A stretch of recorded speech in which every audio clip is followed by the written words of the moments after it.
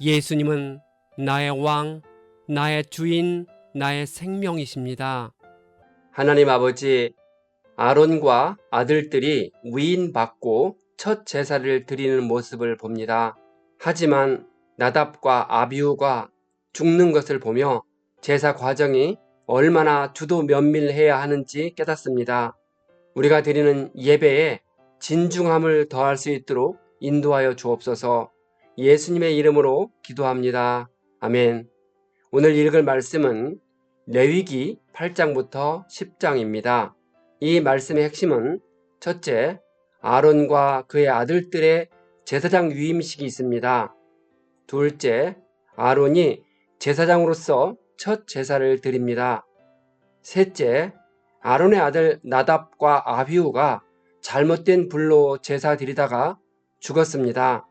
이 사건 후 여호와께서 제사장이 회막에 들어갈 때 지켜야 할 규례를 말씀해 주셨습니다. 8장 모세는 하나님의 명령을 따라 아론과 그의 아들들에게 제사장으로서 역할을 하도록 위임식을 행했습니다. 왜 아론과 그의 아들들만 제사장이 될 수 있을까요? 분명한 이유는 알 수 없습니다. 하나님께서 개인, 종족, 나라를 선택하시는 것은 오직 그분의 고유한 주권에 속하는 비밀스러운 일입니다. 이 비밀스러운 경륜하에 하나님은 이스라엘 지파 중에서 레위 지파의 사람들만이 성막과 성막의 물건들을 관리할 수 있다고 명령하셨고, 또한 레위 지파 중에서도 오직 아론과 그의 자손들만이 제사장으로서 봉사할 수 있다고 명령하셨습니다. 그런데 훗날 열왕기 시대에 느밧의 아들 여로보암은 레위인이 아닌 사람이 자원하면 제사장으로 삼았는데, 이는 큰 불행의 시작이었고 결국 나라를 망하게 하는 원인 중 하나가 되게 했습니다. 모세는 하나님의 지시에 따라 원회중을 회막문으로 나오게 했습니다.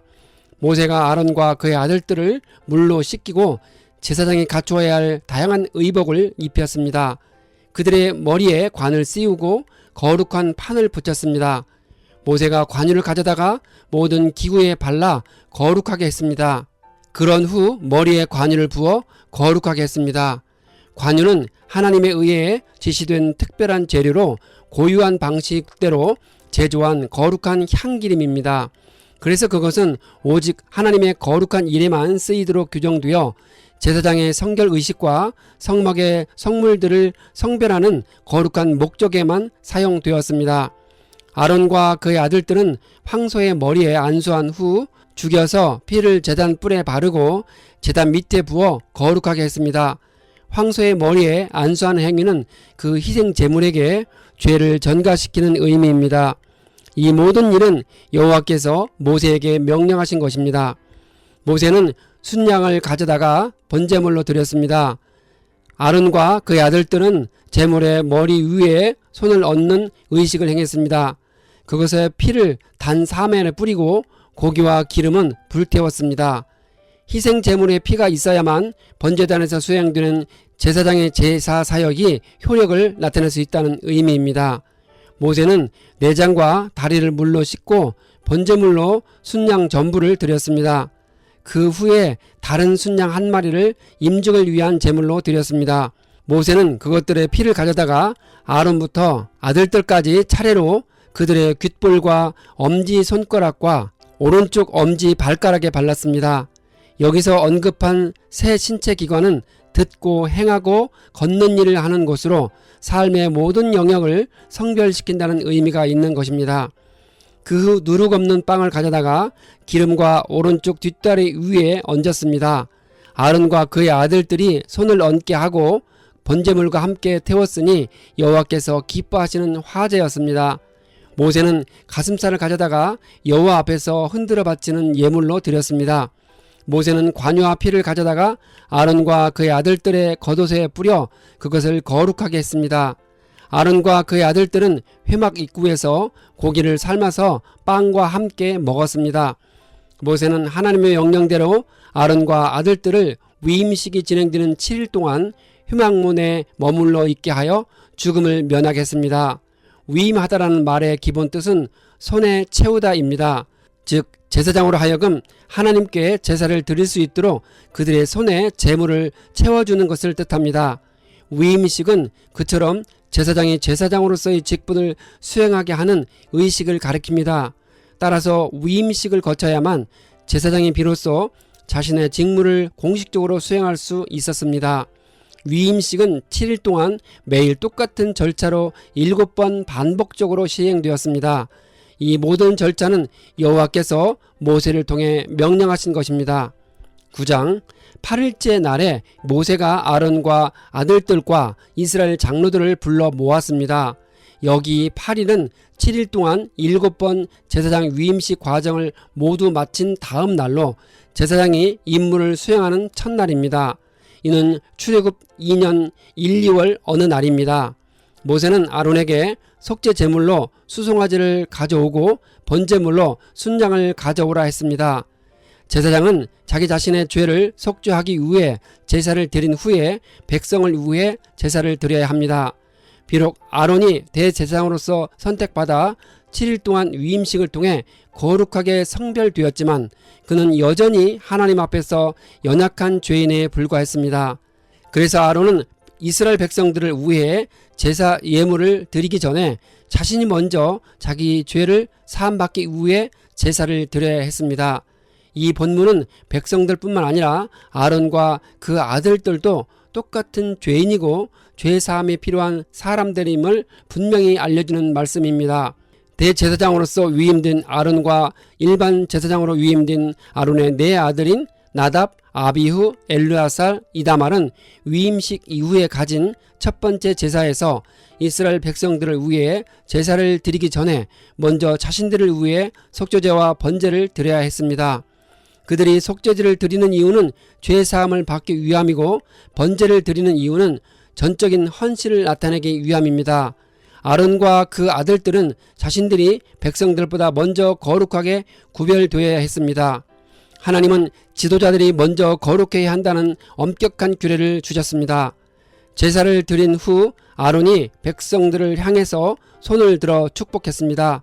그는 속죄제와 번제와 화목제를 드린 후 마치고 내려왔습니다. 모세와 아론이 회막에 들어갔다가 나와서 백성들을 축복하니 여호와의 영광이 나와 백성에게 나타났습니다. 지성소의 구름에서 초자연적인 여호와의 불이 나와 번제물과 기름을 살랐습니다.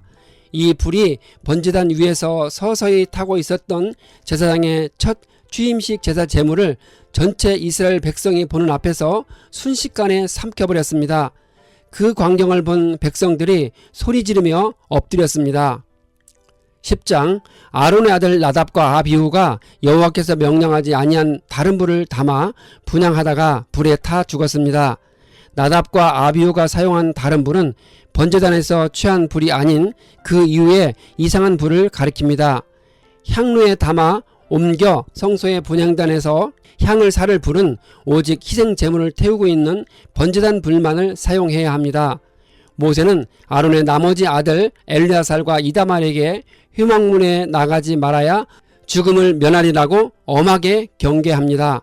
단 한 번의 실수로 자식을 둘이나 잃은 아론은 대제사장으로서 역할과 책임이 얼마나 중차대해야 한지 뼈저리게 느꼈을 것입니다.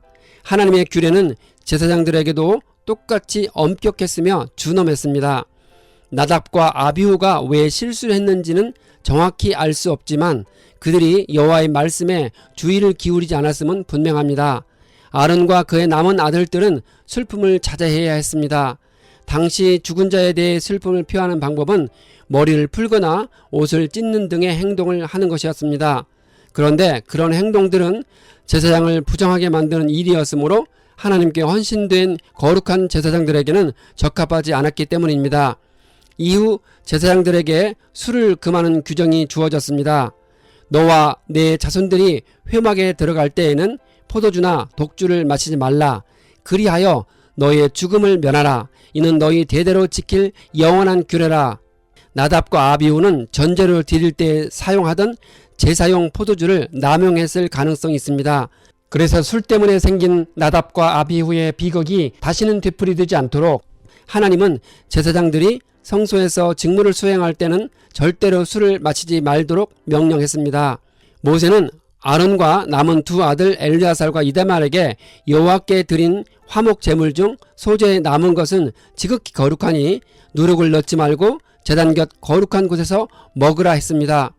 흔든 가슴과 들어올린 뒷다리는 화목제로 바쳐진 희생 제물의 고기 중에서 흔들어 요제로 드린 가슴 부위와 들어올려 거제로 드린 뒷다리 뒷부분을 가리킵니다.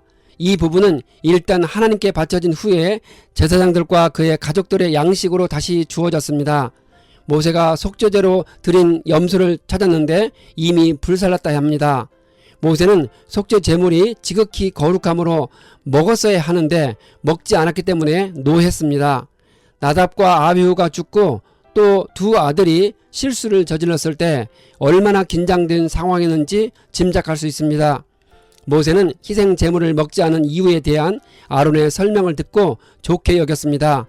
비록 제사 규정은 어겼지만 제물을 먹지 않은 이유가 하나님에 대한 경외심과 자신의 연약함에 대한 겸손의 마음에서 비롯된 것이었기 때문입니다.